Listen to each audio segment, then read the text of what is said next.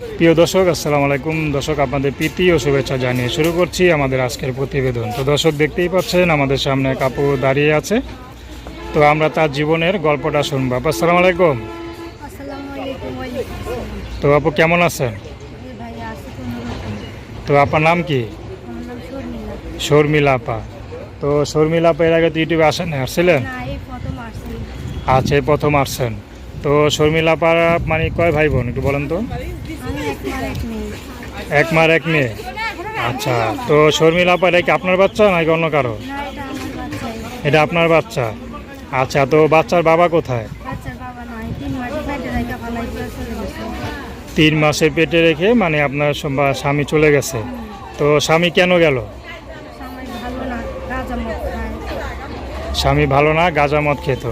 তো সেই জন্য কি স্বামী চলে গেছে না আপনার স্বামীকে ছেড়ে দিছেন? স্বামী চলে গেছে, আরেকটারে বিয়ে করছে স্বামী। এটা শুনে আমি থাকি না, চলে আসছি। বাবা মা খুব অসহায়, এখানে বাচ্চার মুখ দেখে আমি বিদেশে চলে আসছি। আচ্ছা, তো এই যে বাচ্চা যে আছে, বাচ্চাকে ঠিক মতো খাওয়াতে পারেন? খাওয়াইতে পারি না দেখেই তো খুব কষ্টতে আসছি। এমন সময় বাচ্চাকে দুধ কিনা খাওয়াইতে পারি না, ওই ক্ষমতা নাই। বাচ্চাকে ফ্যানের মার খাওয়াই, কেউ যদি পারে, আমরা যদি কেউ সহযোগিতা করে বাচ্চার মুখ দেখে কেউ দুধের কিনবার টাকা দেয়।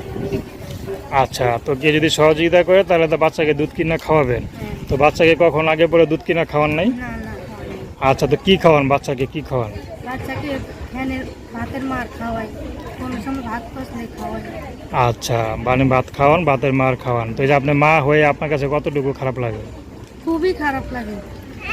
অনেক খারাপ লাগে। যে সামান্য বাচ্চার বয়স কত? বয়স 1 বছর হয়েছে।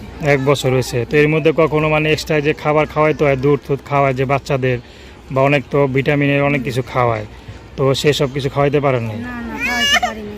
আচ্ছা, তো ওই যে আপনার স্বামী যে চলে গেল আপনাকে রেখে, আপনার পেটে বাচ্চা রেখে, তো আপনার বাচ্চার বা আপনারা কোনো খোঁজ খবর নেয় নাই? না না না, কোনো খোঁজ খবর নেয়নি। আচ্ছা, তো আপনার মা আছে? হ্যাঁ, খুব বৃদ্ধ, বাবাও বৃদ্ধ, এই কারণে আসছি। আচ্ছা, তো থাকেন কি মা বাবার কাছে? হ্যাঁ, মা বাবার কাছে। আচ্ছা, তো ইনকাম করে কে? ইনকাম মা করতো, মা এখন খুব অসুস্থর কারণে এখন কিছু করতে পারে না, এই কারণে মিডিয়ার সামনে আমি প্রথম আসছি। আচ্ছা, তো ইনকাম কি আপনি করেন? না, কে করে? আমার আম্মাই করতো, এখন করতে পারে না। এখন তো করতে পারে না, তো এখন কে করে ইনকাম? এখন কে করে? আমি বাসায় কাজ করতাম, এখন আর বাচ্চার জন্য করতে পারি না। বাচ্চার জন্য এখন কাজ করেন না? তো বাচ্চার এই যে এখন বয়স তো 1 বছর, তো বাচ্চা তো একটা ভবিষ্যৎ আছে। বা আপনার বয়স কত? আমার বয়স 17। 17 বছর। তো মানে খুব অল্প বয়সে আপনার বিয়ে হয়েছে। তো বিয়েটা কি আপনি দিছে নাকি মা বাবা দিছে? আমিই বলছিলাম। আপনিই বলছিলেন কি প্রেম করে? আচ্ছা, তো প্রেম করে যে বিয়ে করছেন, এই যে এখন আপনার স্বামী চলে গেল, তো এখন কি আর বিয়ে শাদী করার ইচ্ছা আছে? যদি ভালো মনের মতো মানুষ পাই, যদি আমার দায়িত্ব, আমার বাচ্চার দায়িত্ব নেই, তার কাছে বিয়ে বসবো। আচ্ছা, বাচ্চা সহ দায়িত্ব নিলে আপনার তার কাছে বিয়ে বসবেন। তো মনে করেন তার ঘরে যদি বউ থাকে, বাচ্চা থাকে, তাহলে বসবো না। তাহলে বুঝবেন না? কেন? আপনার তো বাচ্চা আছে, তো সেই ঘরের বাচ্চা থাকলে, যে বউ থাকলে সমস্যা কি? না, তারপরেও তো আমি যেরকম একটা কষ্টের মাঝে আছি, ওনারাও কষ্ট করবে, সেটা আমি চাই না। আচ্ছা, আপনি নারী হয়ে আপনি চান আরেক নারীকে কষ্ট দিতে?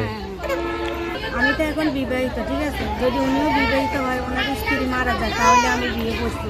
আচ্ছা, আমার বাচ্চার দায়িত্ব নিয়ে। তখন তার কাছে বিয়ে বইতে সমস্যা নেই, না না, কিন্তু স্ত্রী থাকলে বিয়ে বসবেন না, না? স্ত্রী থাকলে বিয়ে বসবো। আচ্ছা, তো আপনার সাথে কিভাবে যোগাযোগ করবে?